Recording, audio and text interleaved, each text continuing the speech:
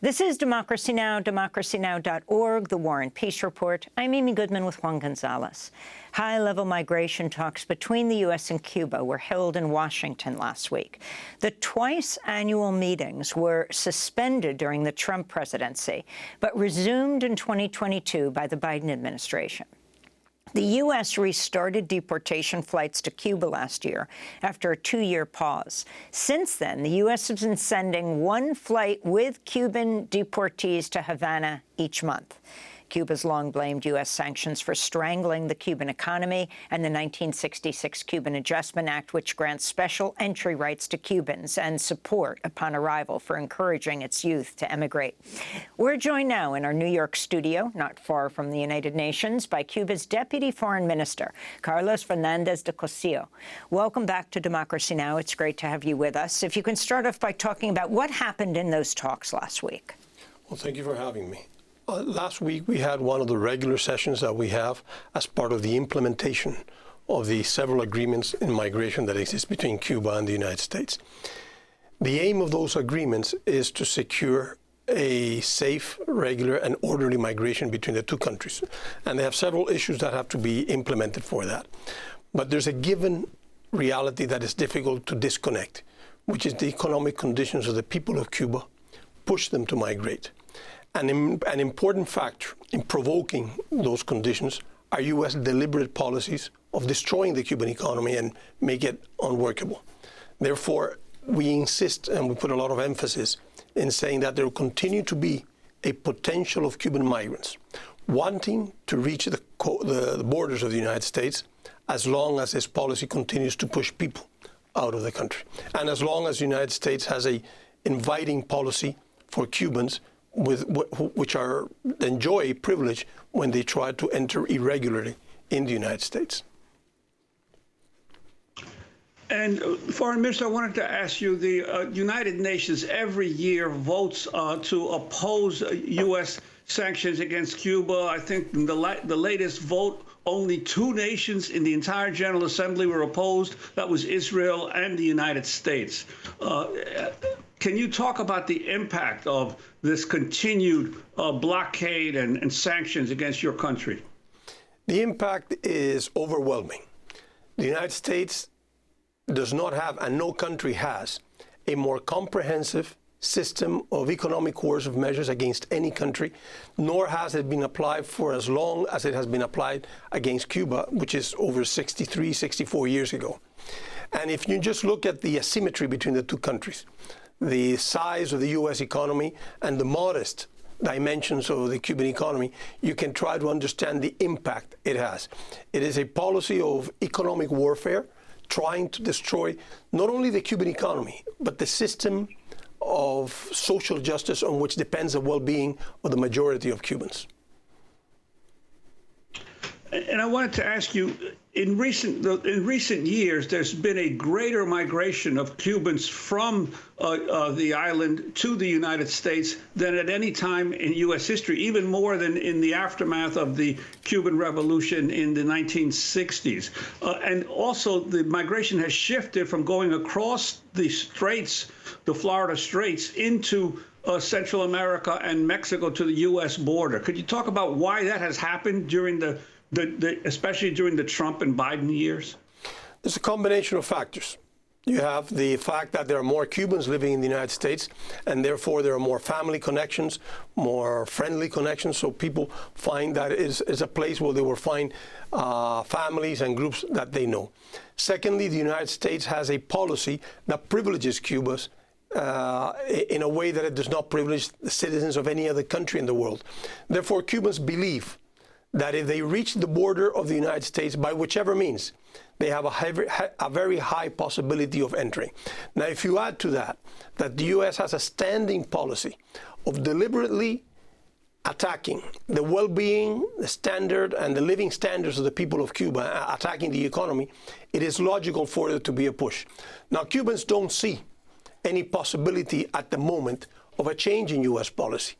Increasingly, they see that the United States plans to continue to punish their country, and therefore a group of Cubans, not all Cubans, but a part of our citizens, leave the country.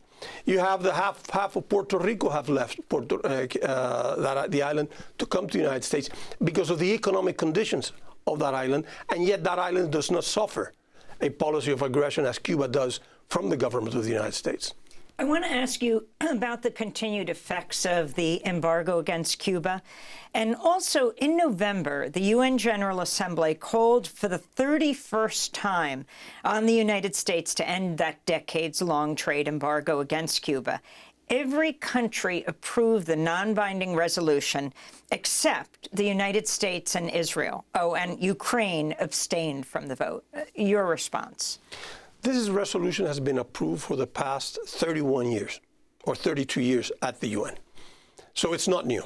The U.S. has been totally isolated. I believe that there's no other example of consistent isolation by a country in the UN as this one. The other one would be Palestine, perhaps, is the only other subject in which there's such level of isolation. It's a moral message because the UN does not have the capacity to lift U.S. coercive measures against Cuba. But in addition to the resolution, over 34 heads of delegations at the General Assembly last year, at the general debate, specifically requested the U.S. to take Cuba out of a very arbitrary list of the State Department that alleges that Cuba is a country that sponsors terrorism. No official in Washington, I've spoken with many, even takes the trouble of explaining to me why Cuba should be in that list. And the slander is not the main problem. The problem is that being in that list automatically triggers a set of additional coercive measures that makes Cuba have very serious problems to conduct our trade, our financing in any corner of the world, including countries that have a very friendly relationship with Cuba. Like what? What are these issues that you have to deal with? Banks would not give us loan. Banks would not participate in trade. So we've had companies with which we've traded for years to supply for our electrical infrastructure, for healthcare, for transportation, that cannot trade with us anymore because the banks that they use are not ready. The banks that they use do not want to challenge the intimidating impact of U.S. policy against Cuba. And they say, look, we have nothing against you, but we don't want to suffer the consequences in the United States. I wanted to ask you about Cuba's view of what's going on in the presidential race here in the United States. Clearly, under the Obama administration, there was an attempt to normalize relationships between Cuba and the U.S., but neither President Trump nor President Biden have done much to pursue the Obama policies. I'm wondering your sense of the stakes for Cuba in terms of the presidential race in this country and who ends up winning. I would say that the Trump and the Biden administration have done more. They've not only not done much, but they've done a lot to try to derail the progress between the two nations and that were celebrated by the peoples of both countries to improve our relationship and to work towards a respectful relationship. The impact for Cuba is tremendous. Now, we're not involved in U.S. elections. And what we try, or what we wish would happen, what we're hoping for, is that whoever is elected in January would try to take a more reasonable approach toward Cuba, one that is fair, that would lead the government of the United States to do something that is correct, and allow the people of Cuba and the people of the United States to be able to engage with each other without restrictions. In the U.S., any link by Americans with Cuba is prohibited. You need a permission of the government to relate with Cuba, to travel to Cuba, to invest in Cuba. If you travel to Cuba, you need a permission of the government that will tell you where you can stay and where you cannot stay. To play golf, to play baseball, you need a permission from the U.S. government. We wish for there to be a policy that would allow Americans to freely engage with our country, as the citizens of any country do, or as Americans can do with any other country. So let me ask you, what's happened? Because Obama began normalizing relations. Of course, President Obama's vice president is Vice President Biden. So is he going back on this? And number two, I'm wondering, as you listen to our broadcast, and you don't need to just do that to see what's happening in the streets of the United States around the protests around Gaza, 300 people just arrested in Brooklyn at a Seder, especially Jewish activists who are concerned about the U.S. support of Israel, the Palestinians, Arab Americans, the massive youth concern about Gaza. What your perspective is and the perspective overall of the global South on this issue? So two different questions. On the first, we expect the government of the United States, the Biden administration, not to faithfully follow the coercive measures of reinforcement that were put by the Trump administration. And that is what has occurred. We were surprised that we didn't think that there was going to be such loyalty by the Biden administration to the measures that were put in place by the Trump administration. That was surprising for us, and for what I gather, surprising for many Americans. Now, regarding Gaza, our positions are very strong. There have been also very massive, a lot of rallies in Cuba. The difference is that our president and our political leadership has been at the forefront of those rallies, joining them and being a participant with the rest of the people. We have a very strong and critical position against the massacres that are occurring in Palestine today. We see it as a brutal manifestation of what has been happening there for the past 75 years. The killings, the kidnappings, the displacements of the people of Palestine. This is just a very brutal manifestation of a very long history. And Israel can only do that because they have the financial, the military, and the political support of the U.S. I wanted to ask you about some historical matters. Most people are not aware that Ernesto Che Guevara, one of the founders of the July 26th revolutionary movement, visited Gaza in 1959. Do you know why did Che visit Gaza back then, and how did his visit spark global solidarity with the Palestinian struggle? He visited in solidarity with the people of Palestine. At the time, we still had diplomatic relations with the government of Israel, but we believe that we owed to the people of Palestine our solidarity. You have to remember that in 1947, Cuba, and this is before the revolution, had a very strong position when the State of Israel was created about the dangers that this could have if it was not managed correctly by the UN when they took the decision. So it's not surprising that in the early months of the Cuban Revolution, one of our main leaders, Che Guevara, visited Gaza. And more recently, I wanted to ask you about the protests that erupted in March after some blackouts, electricity blackouts in Cuba, in the second city of Cuba, Santiago. What has developed since then? And the Cuban government was suggesting that the United States was somehow or other stoking or supporting those protests. The U.S. government invests millions of dollars every year to try to create an opposition in Cuba, to destabilize the country, to provoke people to act against the government. On March 17th, a group of people in Santiago, as you're saying, came out to the street to protest. They protested because there were blackouts. They protest because they were demanding food. But the food that they were demanding is not the food that's in the stores, in private stores normally. They were demanding, and rightfully so, the food that is subsidized by the government.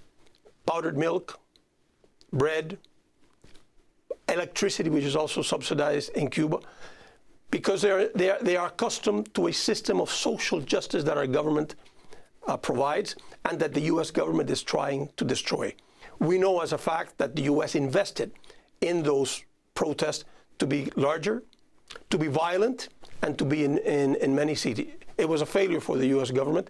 People protested peacefully, and they have a right to do so. On a separate issue, Deputy Foreign Minister of Cuba, I wanted to ask you about Cuba's position on Mexico cutting diplomatic ties with Ecuador after Ecuador raided Mexico's embassy in Quito, where the Ecuadorian Vice President Jorge Glass had taken refuge for months. What's Cuba's position? We respect Mexico's decision. The violation of their embassy is something unprecedented. For some reason, the international community has always respected the immunity of foreign diplomatic missions. Because if not, there cannot be contact, there cannot be official contact between countries. And for some reason, the international community, regardless of the ideological trend, have always respected that. This was a brutal violation of the Vienna Convention, and it established a very dangerous precedent for every country. So we respect Mexico's position. And finally, I wanted to ask you about something that's been in the media now for several years here in the United States, the so-called Havana syndrome of diplomats from the United States suddenly becoming sickened in Cuba. Could you talk about what you know about this? The so-called Havana, 30 seconds. The so-called Havana syndrome is a fable.